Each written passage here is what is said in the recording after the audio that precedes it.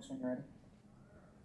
Hey, we were just talking to Damone, and I was asking him about the early signing period and a lot of recruits making their decisions this week and how he chose to stay in his hometown, and asked him to kind of talk about that. And he said, kind of whenever it's talking to people who aren't from here, like, and he brought you up, and he said, like, from a place that he'd never been, like, and there's kind of a bond feeling together in this place, like being away from home. What is your relationship with Damone like that? How did that work for you? Not coming down from North Dakota State, but also being from Missouri. Right, yeah, Damone, he's one of the first guys that I talked to right when I committed here. So off the bat, we were already texting and communicating. And then once I got here, I seen what he liked and he seen what I like, and we just had a bond straight out there. But coming from like Missouri and up North Dakota, I like to experience new places and new people and get to know people. So that's just something coming down to Baton Rouge, Louisiana, and seeing all the different type of people here and the new cultures. It was something that I enjoyed as a person.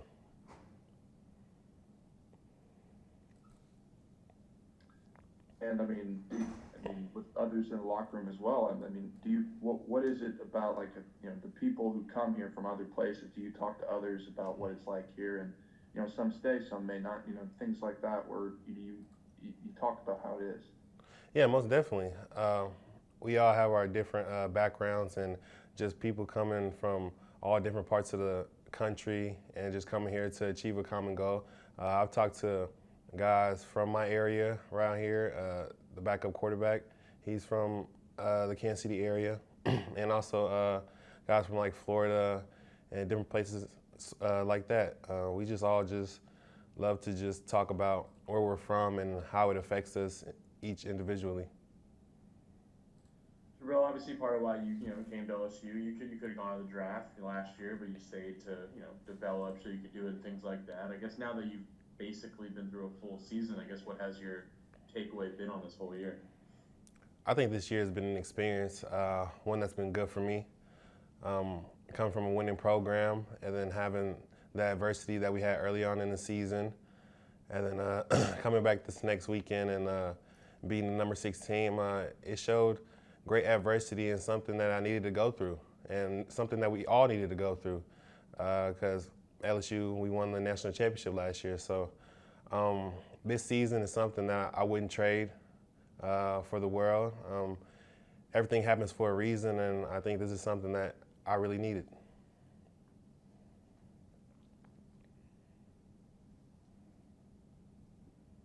Hey, Jabril, it seemed like really every third or fourth play you were getting that Kyle Trask somewhere or another. I mean, can you just talk a little bit about the game plan for you specifically last week, and just kind of how you can mirror that this week against Ole Miss, because you guys are probably going to need to put a lot of pressure on Portal, their quarterback.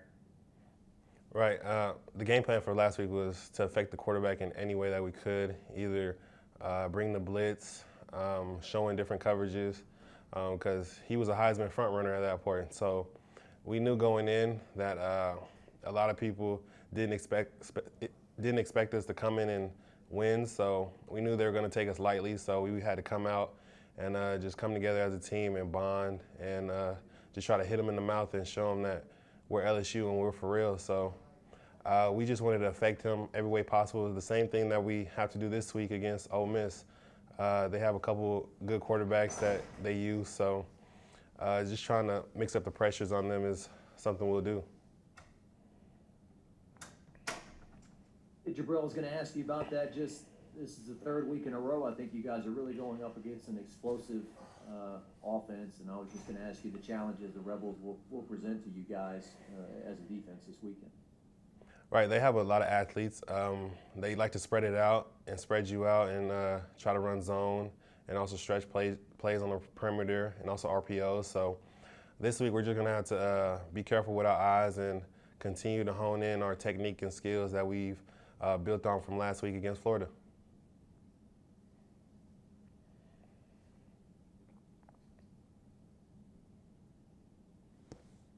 Jabril, you talked about the adversity last week. We were talking about how whether if the season was 8-0, how things would be a lot different. I mean, with all the opt-outs and transfers, how much does the win change how people feel? Yeah, the win, it gave hope to a lot of people. It shows them that the future's bright here at LSU, and that what Coach O was saying about building a championship program is true. And it just shows you the heart that everybody that is still on the team has, and how we all just came together and just wanted to show everybody in the world, because we were playing on ESPN, that we could fight, and regardless of the opt-outs and the situations that we were in, we were still one team, one heartbeat. Hey, Jabril, I think that a lot of people felt like, national people, that might have been your coming out party. You were, you're making stops in the backfield for losses, you're downfield covering. Obviously, your versatility has been on display this entire season. Did you feel like that was maybe your best performance, and maybe it made yourself a little extra money possibly? Yes, I thought it was one of my better performances this year. I know I had a down game the week before against Alabama, and then I just wanted to capitalize on playing Florida. But this past game was a whole collective team effort, from special teams all the way to offense and defense, and we couldn't have got the win without any of us all coming together.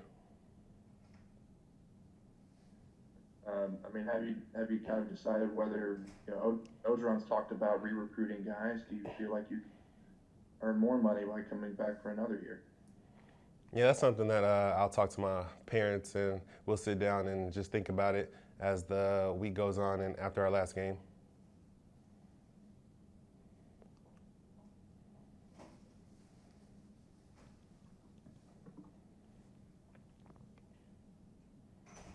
Jabril, I know it's still a few days later here, but everyone's talking about this shoe toss. Just your perspective of it. How many people have joked with you about this, and just you were part of this game that this guy tossed his shoe? Yeah, that's something. It's very unfortunate for them, but fortunate for us. But it's something that when it happened, you were happy, and to be able to give the offense another chance. But as you sit back on it and you see, from the players' perspective over there in Florida, you see how a lot of people on social media are like hitting him up and like going after him. You kind of feel bad for him because it was an in-the-moment type of play and everything. So those mistakes like that is something that a lot of people just have to learn from. And being in his situation as an athlete, I could feel bad for him and seeing how, that's affecting him as a person. Jabril, you mentioned, team victory. The offense gets a break, goes out and gets a field goal. But can you talk about the job the defense did in the fourth quarter? Y'all had 3 consecutive 3-and-outs. Y'all really, as many yards as y'all gave up, y'all bonded together at a time that y'all really needed to get the ball back to the offense, and y'all did it. Right. Those stops right there were key and crucial within the game, because if we didn't get that, then Kyle Trask and the Florida offense, they were going to gain momentum and continue to roll down the field. So just the D-line getting pressure, and then the back 7 being able to cover for the amount of time really helped in creating those 3-and-outs. Jabril, it seemed like a lot of young guys made an impact on Saturday. What do you see in the young players on this team? I see a lot of grit, a lot of, like I said earlier, heart from a lot of them. I think I read 26 either freshmen or sophomores played, so that's just something that early on in the season when they were playing, they weren't able to get the reps. But as you see later on in the season, you see them become the players that their potential was shown. And just seeing those young guys step up is something that really brings brightness to the future for LSU. I think whenever people look at the defense and things like this, I mean, you come away with a win, but there's also, 600 yards of total offense. I mean, when you look at Saturday's game and look at as a whole, what are some of the things that you feel are still to improve with this defense? Yeah, to improve is just a little misassignments. Either one of us not filling the hole correctly or not communicating in the back end. One side playing one coverage, the other side playing that. But other than that, as a defense, we've really grown together and continue to get better each week. Thank you, Jabril. Thank you.